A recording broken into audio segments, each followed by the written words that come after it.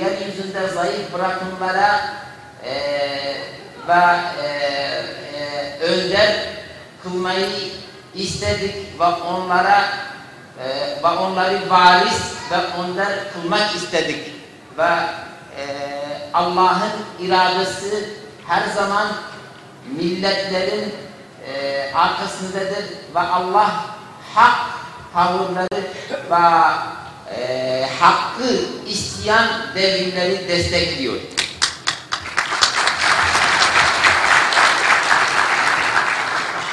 قسەی کۆتاییشم ئەوەیە کە لەم ڕۆژهەڵاتی نێوەڕاستی ئێمەدا لە میلەتی کورد مەزڵومتر و پاشان لە میلەتی فەلەستین مەزڵومتری تێدا نییە. Son sözüm de budur ki bu Orta Doğu'da iki millet mazlumlar, birinci Kürt, ikinci Filistin. Bu iki milletten daha mazlum yok.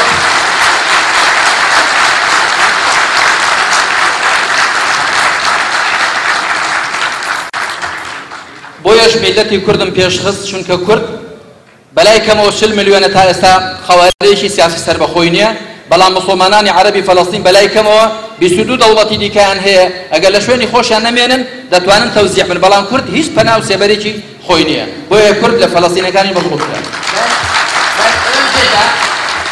Önceden birinci olarak Kürt halkını söyledim. Çünkü Kürt halkı 40 milyondur ve hiçbir varlığı, hiçbir devleti yok. Ama Filistin halkı, eğer Filistin bile olmasa Arapların 22 tane ülkeleri var ve onların sığınacak yerleri var. Onun için ilk önce Kürtleri ben mazlum görüyorum bu Orta Doğu'da.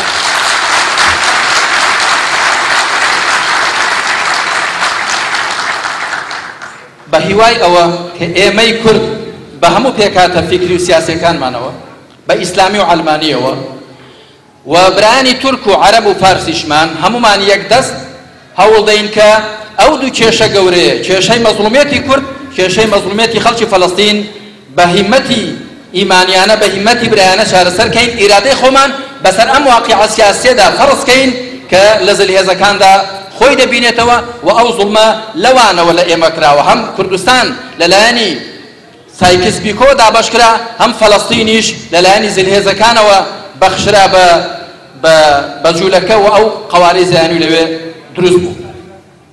Biz Arap ve Türklerden beklentimiz odur ki onlar güçlü iradeleriyle ve azimleriyle bize yardım etsinler ve imandan kaynaklanan iradeleriyle bize yardımcı olsunlar, imanı üstün kılsınlar. Eğer iman üstün kılınırsa o zaman problemler çözülür. Çünkü bu millet mazlumdur. Ancak imani iradeyle bu problemler çözülür. بەڵام ئەساس خۆمانین، خۆمان وەکو گەلی کورد با یەک بین، یەکدەست بین، با یەکتر تەحەموولکەین بە جیاوازی فکر و بە جیاوازی سیاسەتەوە. قەڵزیەی ئەساسیمان ئەوە بێ کە ئێمەش خاوەنی سایە و سێبەر بین، خاوەنی کیان و قەوارەی خۆمان بین و بە کەمتر لە برایەتی لەسەر ئەساسی عەدالەت ڕازی نەبین لەگەڵ میلەتانی موسڵمانی دراوسێمان. وەسەلام عەلەیکم وەڕەحمەتوڵڵاه. Öncülük var. Bir Kürt olarak aramızdaki evi düzeltmemiz lazım. Biz Kürt olarak Müslüman, İslami, laik, her fikri taşıyan Kürtler olarak kendi saflarımızı birleştirmemiz lazım. Ama kendimizi itimat etmemiz lazım. Bizim sorunlarımızı çözmek için çaba sarf etmemiz lazım. Vesselamu aleyküm ve rahmetullahi ve berekatuhu.